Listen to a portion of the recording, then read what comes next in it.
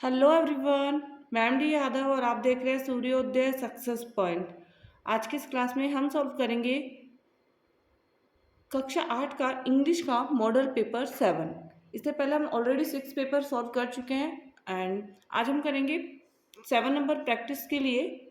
और ये एग्जाम के पैटर्न पे आपका आधारित है, तो उसका पार्ट फर्स्ट हम स्टार्ट करेंगे। और पार्ट फर्स्ट में जो है इसके अंदर वो है एमसीक्यू क्वेश्चन। एमसीक्यू का मतलब 4 ऑप्शन आपके दिए होंगे, उसमें से आपको एक जो भी राइट है वो आपको लिखना होगा। तो चलिए स्टार्ट करते हैं। Objective type question. तो choose the correct option from the given option. Right answer आपको चूज करना है।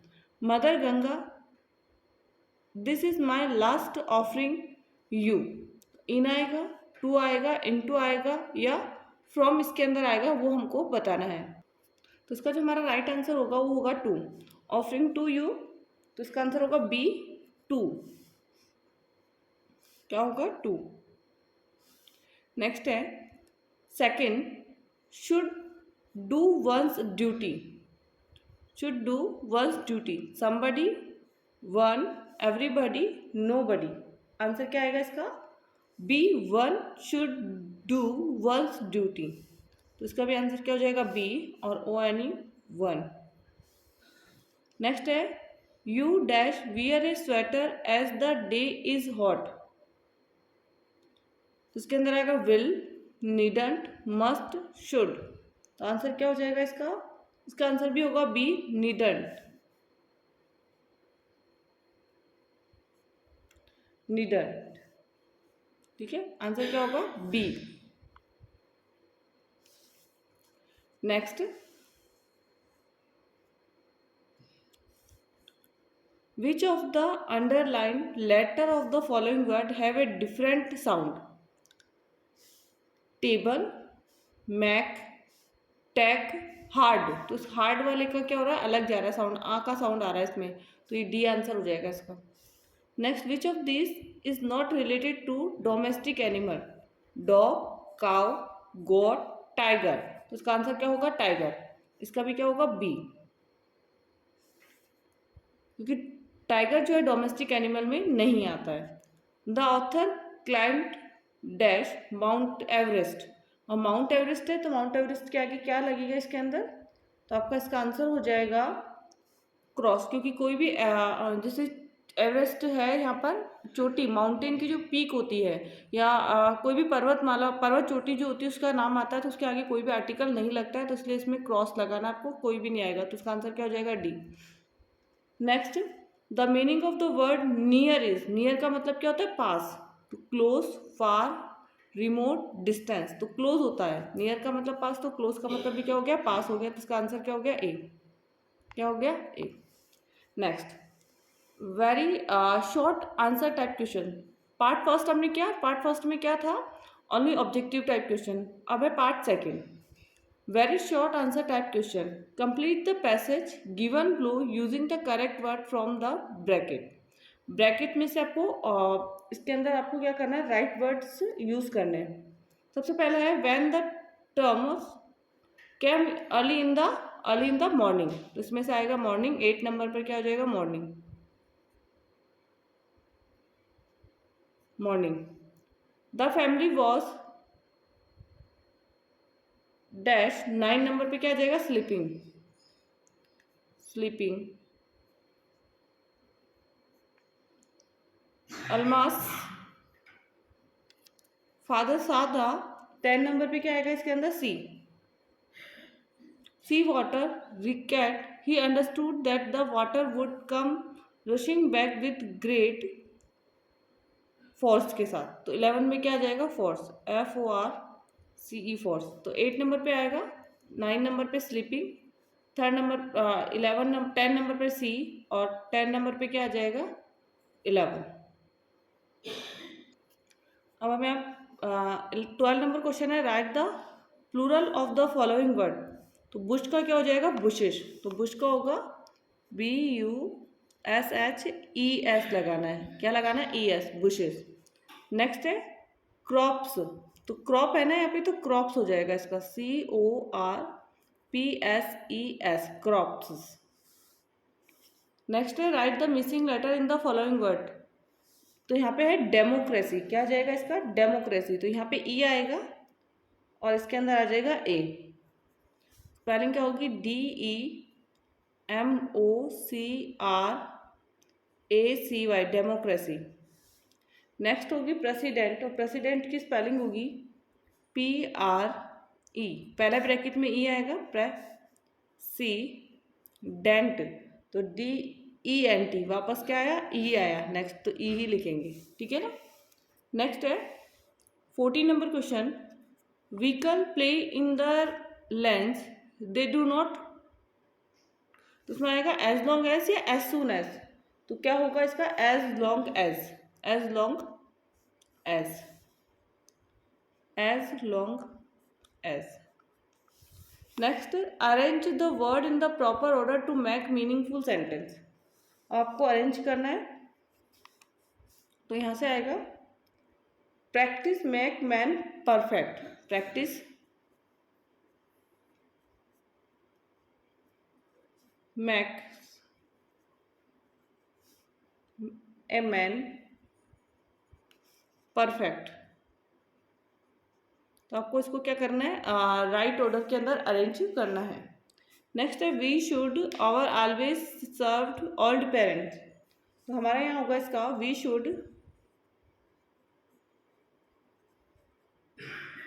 Should always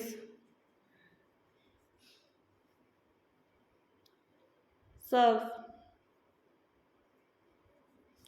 our old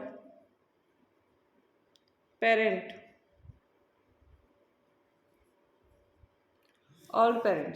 Next is 16. Fill in the blank with the help of the word given in the bracket. Always seat belt while driving. Always wear seat belt. So always wear seat belt. Do not dash the speed limit in crowd area while driving. Do not cross the speed limit in crowded area while driving. Next है second part हो गया हमारा, third part है हमारा, part number third. Passage दे रखा है, इस passage को हमें रीड करना है और रीड करने के बाद जो भी इसके क्वेश्चंस होंगे उनके आंसर्स हमको देने हैं।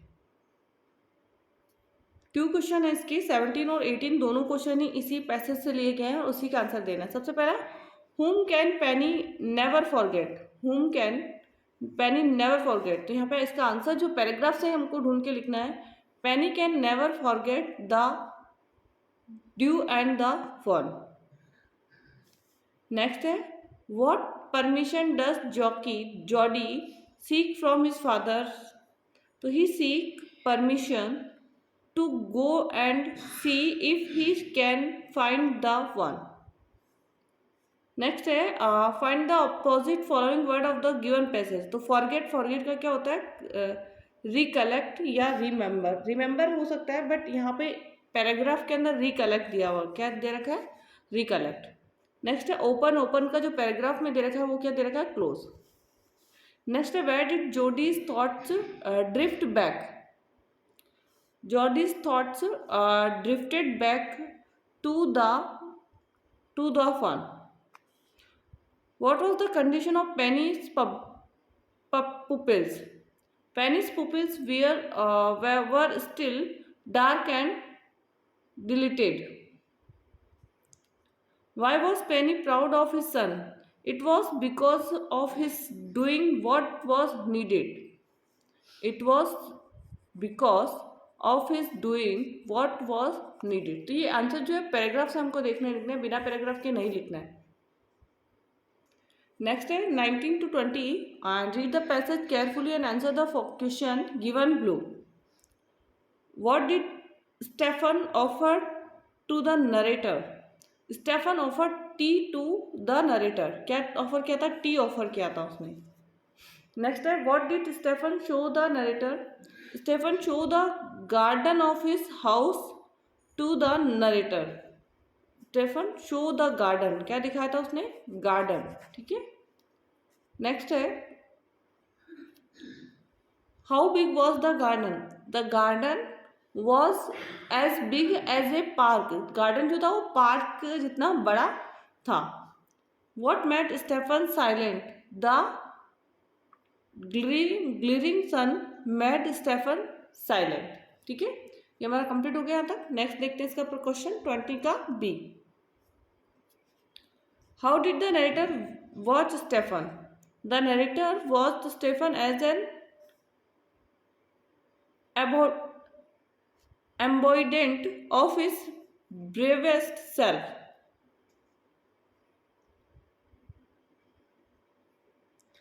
Embodiment of his bravest self.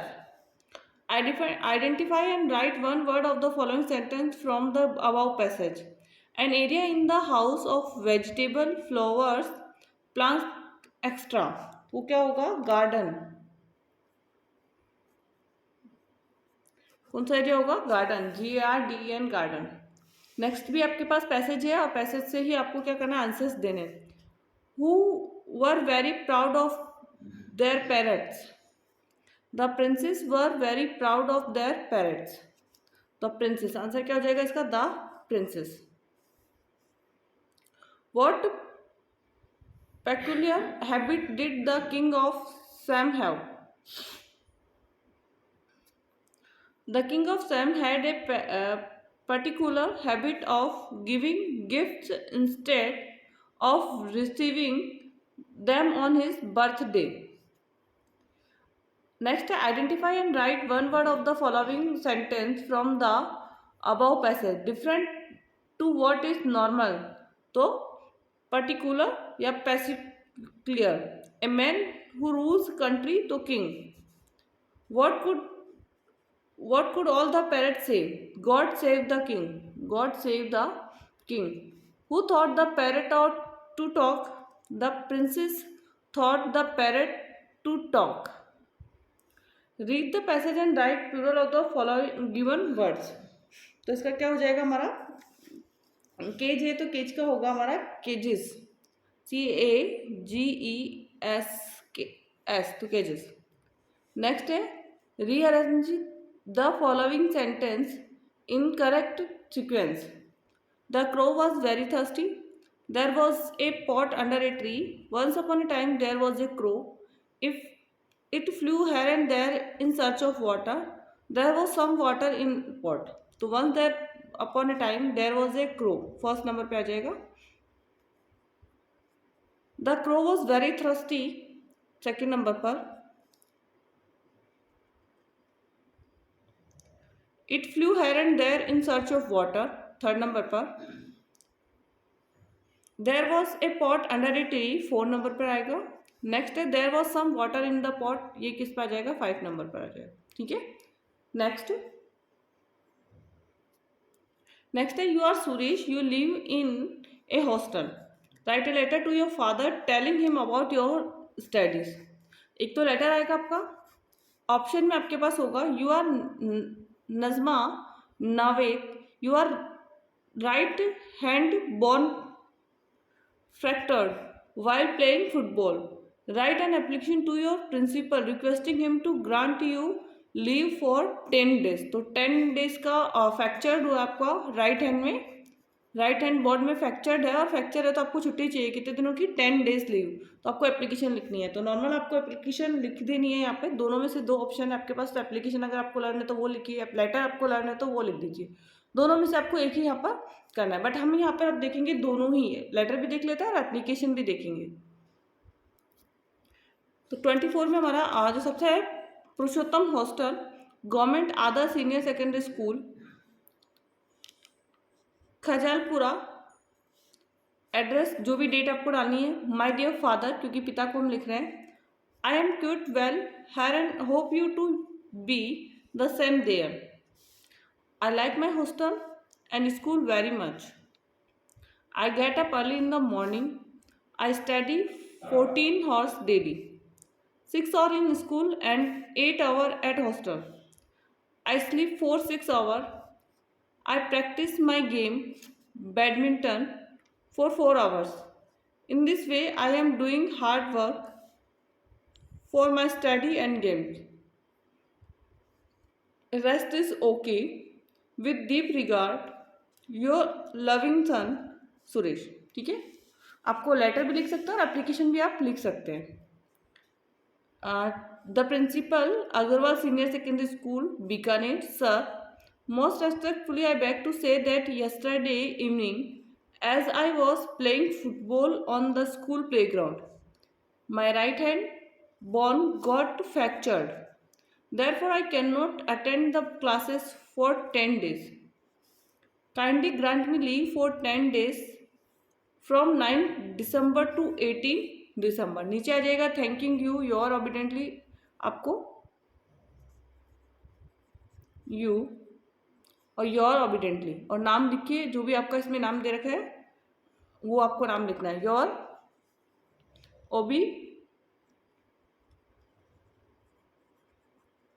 ऑबिडेंटली और जो भी नाम है वो आप लिख देना यहाँ पर। नेक्स्ट स्टेप हमारा प्रश्न जो है इसका वो है 25, write a short paragraph on the festival of colour, मतलब होली के ऊपर। एंड नेक्स्ट है इसकी story a fox very hungry, hungry fox की जो स्टोरी है वो इसके अंदर आपको लिखनी है।